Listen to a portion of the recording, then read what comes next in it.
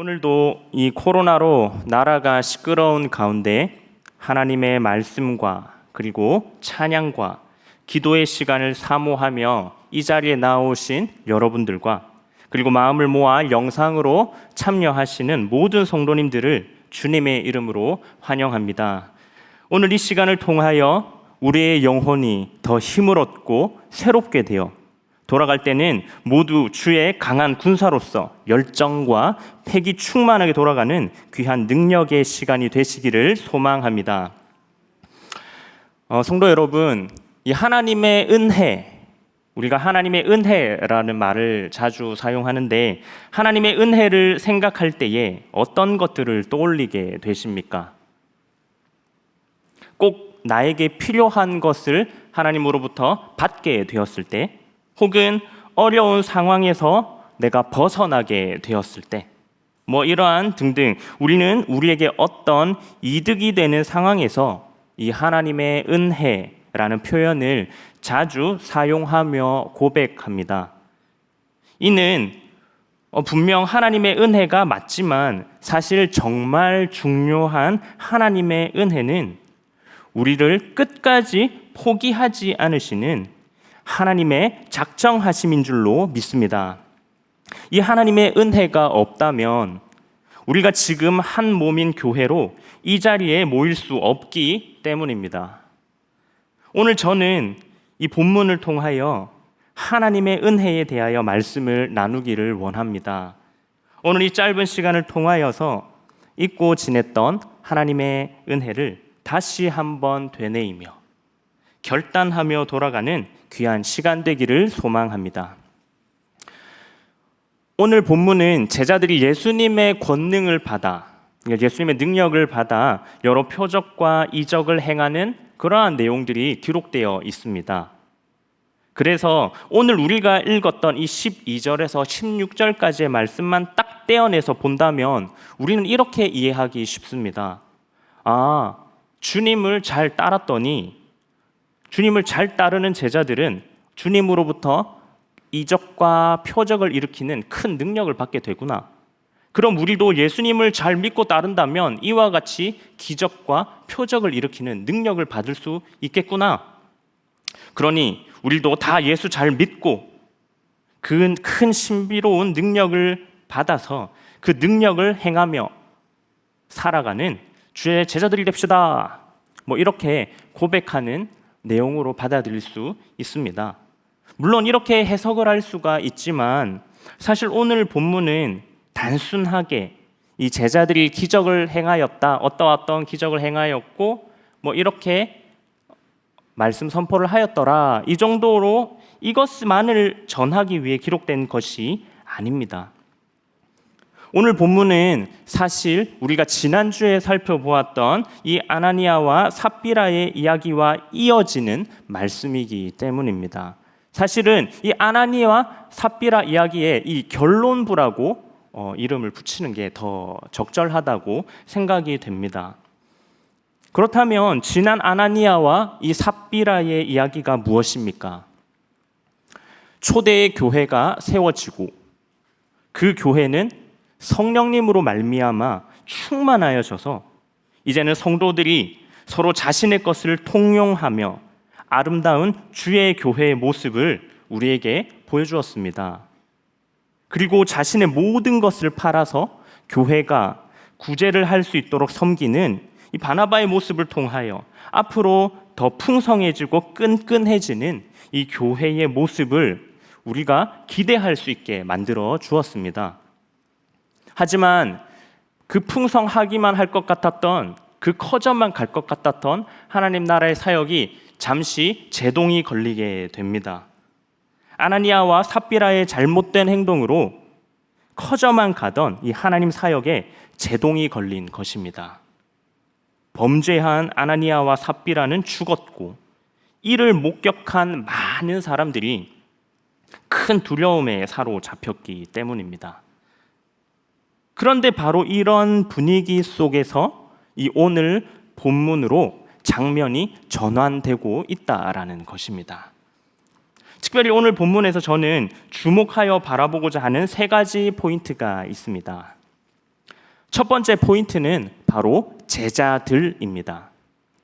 본문 12절 후반부입니다. 믿는 사람이 다 마음을 같이하여 솔로몬 행각에 모이고. 아멘. 제자들은 아나니아와 삽비라가 갑자기 죽었다는 말이 퍼지고 있을 때조차 성전 뜰에서 담대하게 이 예수님에 대하여 가르치기를 멈추지 않았습니다. 이 장소, 이 성전 뜰, 이 솔로몬 행각이 어떤 장소입니까? 솔로몬 행각은 헤롯 왕이 유대인들과의 관계를 강화하기 위하여 이 성전 안에 세웠던 하나의 공개된 구역의 일부였습니다. 그렇기에 이 장소는 예수님을 믿고 따르는 자들만 모여 있는 그런 폐쇄된 곳이 아니라 예수님을 죽이려 모의를 꾸몄던 그 종교 지도자들이 가까이 있었던 바로 그곳이다라는 것입니다. 바로 그곳에서 제자들은 멈추지 않고 주의 말씀을 담대히 전하고 있었다라는 것입니다. 그랬더니 무슨 일이 일어납니까? 12절 전반부입니다. 사도들의 손을 통하여 민간의 표적과 기사가 많이 일어나매. 아멘. 제자들이 담대히 예수님의 말씀을 선포하였더니 많은 표적과 기사가 일어나게 됩니다. 그런데 오늘 이 본문의 이야기가 그냥 무미건조하게 그냥 늘 일어났던 기사가 일어났다 이거를 말하는 것이 아니라 더 우리에게 감동이 되는 것은 바로 이 내용이 이전에 이미 드렸던 기도의 응답이다라는 사실에 있습니다. 사도행전 4장 29절에서 31절까지입니다. 우리가 함께 한 목소리로 읽어보도록 하겠습니다. 시작. 주여 이제도 그들의 위협함을 굽어보시옵고 또 종들로 하여금 담대히 하나님의 말씀을 전하게 하여 주시오며 손을 내밀어 병을 낫게 하시옵고 표적과 기사가 거룩한 종 예수의 이름으로 이루어지게 하옵소서 하더라. 빌기를 다하매 모인 곳이 진동하더니 무리가 다 성령이 충만하여 담대히 하나님의 말씀을 전하니라. 아멘. 하나님께서는 이 성도들이 이미 드렸던 이 기도를 잊지 않으시고 응답하심으로 제자들에게 표적과 기사를 행할 수 있는 능력을 오늘 본문에서 주고 계신 것입니다. 이 일을 하나님께서 직접 하시는 것이 아니라 제자들의 손을 들어 사용하심으로 이제는 하나님의 능력이 기도와 응답의 모습으로 우리 삶에 임할 것임을 바로 이 성도들로 하여금 깨닫게 하고 있으신 것입니다. 사랑하는 성도 여러분, 아나니아와 삽비라 사건으로 은혜롭게 진행되던 하나님 나라의 확장이 잠시 멈추는 듯해 보였습니다. 하지만 이내 멈출 것만 같았던 그 사역이 제자들의 담대한 말씀 선포로 다시금 시작되었습니다.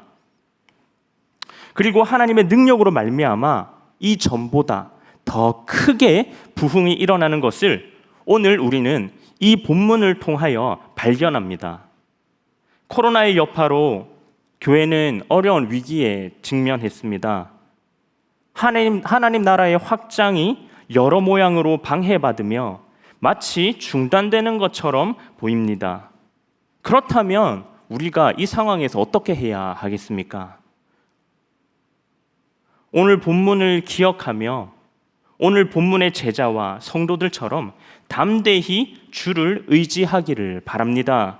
주를 배척했던 솔로몬 행각에서 바로 그곳에서 주를 선포했던 이 제자와 성도들처럼 우리도 교회 안에서만 기도하고 나가서 능력 없이 사는 것이 아니라 교회 밖에서 주를 담대히 그리고 담담히 선포하며 주의 성도들로 다 살아내시는 우리 성도님들 다 되시기를 바랍니다. 바로 그때에 하나님께서 큰 권능으로 우리가 상상치도 못했던 그 일들을 바로 우리의 손을 통해 행하게 하실 줄로 믿습니다. 두 번째 포인트는 구경꾼입니다. 저는 이를 제3자라고 표현하겠습니다. 오늘 본문 13절입니다. 13절 함께 읽도록 하겠습니다.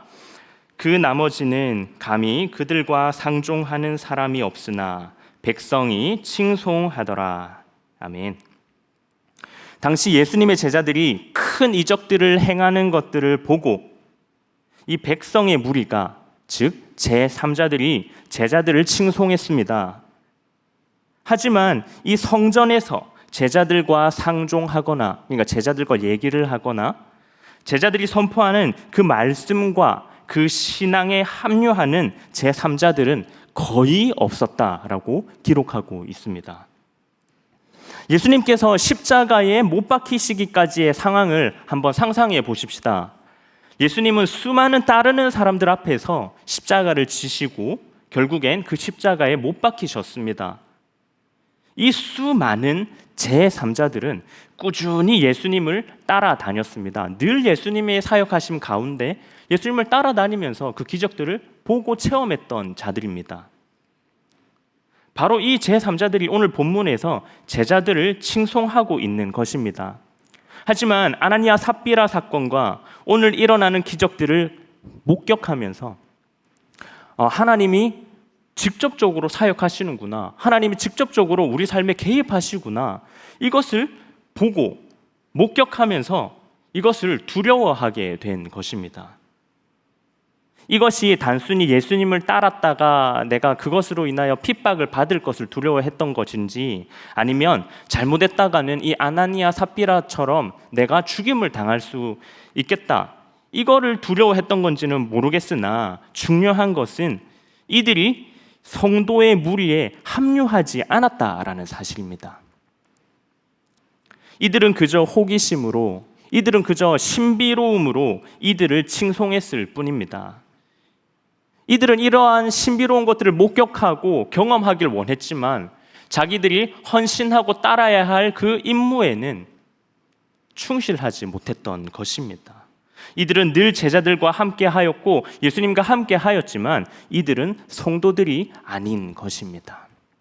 사랑하는 성도 여러분, 당시 제자들은 영원하며 삶을 변화시키는 진리를 가르쳤습니다. 하지만 오늘 본문의 이 제3자들은 여러 가지 각자의 두려움으로 멀리서 바라보기만 했을 뿐입니다. 이 세상에서 성도로 산다는 것은 하나님의 사역에 동참한다라는 의미입니다. 그리고 이 사역에 동참하는 일은 어렵고 중대한 책임과 가혹한 비판, 그리고 위험 등이 있을 수 있습니다. 하지만 이 두려움으로 하나님의 사역에 동참하지 않는다면 우리는 성도라고 할 수 없을 것입니다. 두려움을 뛰어넘어 주의 일에 동참할 때에 우리는 우리 손을 통하여 일하시는 하나님의 권능을 발견하게 되실 줄로 믿습니다. 마지막 세 번째 포인트는 성도입니다. 본문 14절입니다. 함께 읽도록 하겠습니다. 믿고 주께로 나오는 자가 더 많으니 남녀의 큰 무리더라. 아멘. 13절에서 큰 무리가 큰 권능의 모습을 통해서도 주의 사역에 동참하는 자들이 없었다라는 말을 하면서 왠지 이 비극적인 결말을 말할 것처럼 보였습니다. 하지만 이 14절에서 무엇이라 하고 계십니까?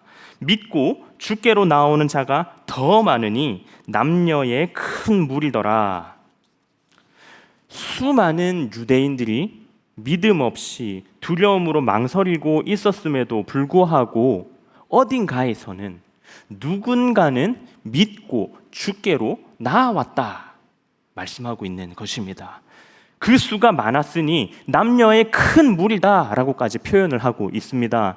이전보다도 더 많은 유대인들이 제자들의 복음 선포에 응답하면서 신앙을 가진 것입니다. 이는 전적으로 성령님의 역사하심인 줄로 믿습니다.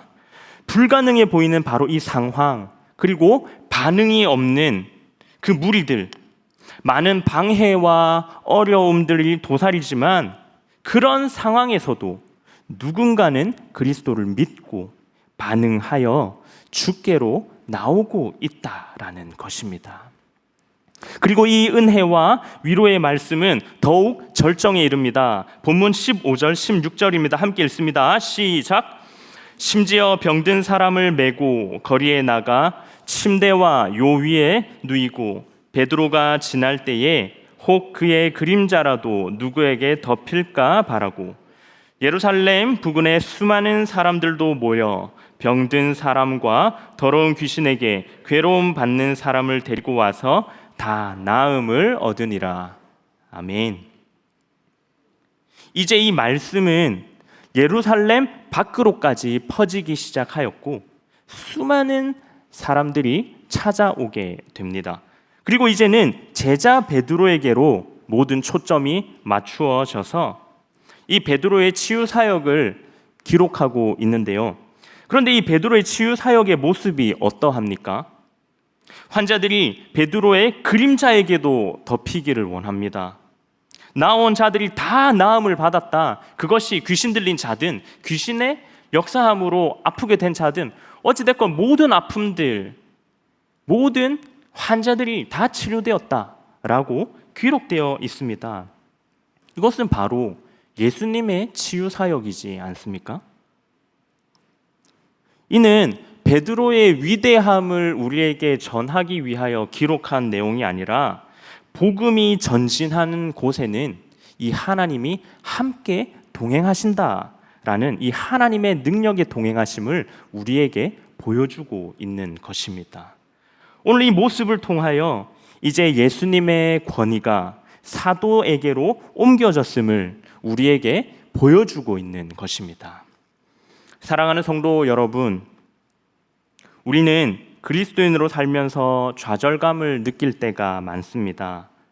성도로 사는 것 때문에 불이익을 당할 때, 또 많은 것을 감수하고 복음 선포를 하여도 반응이 없을 때 등등 우리는 지쳐갈지 모르겠습니다. 하지만 그럼에도 불구하고 우리가 이 사역을 그만둘 수 없는 이유는 바로 우리가 지쳐가는 그 와중에도 누군가는 믿고 주께 나아오기 때문입니다. 우리는 바로 이 사역에 동참한 것인 줄로 믿습니다. 바로 베드로에게 예수님의 권위가 옮겨갔던 것처럼 우리에게도 예수님의 권위가 임한 줄로 믿습니다. 그리고 그 예수님의 권위로 주의 사역에 동참하게 된 것이 바로 오늘날 살아가는 이 하나님의 은혜인 줄로 믿습니다. 사랑하는 성도 여러분, 말씀을 정리하겠습니다.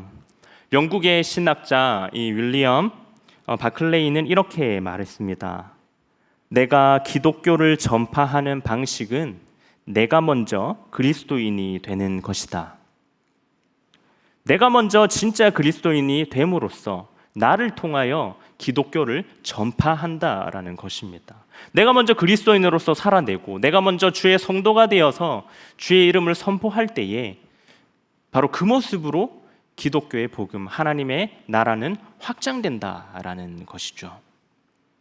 내가 먼저 그리스도인이 됨으로써 그 예수님의 권위를 받고 그 권위로 주의 사역에 동참하며 그 동참함으로 주의 동력하심을 경험하고 그 경험으로 말미암아 더 신실한 성도로 세워져 가는 것, 이것이 바로 진정한 주님의 은혜인 줄로 믿습니다.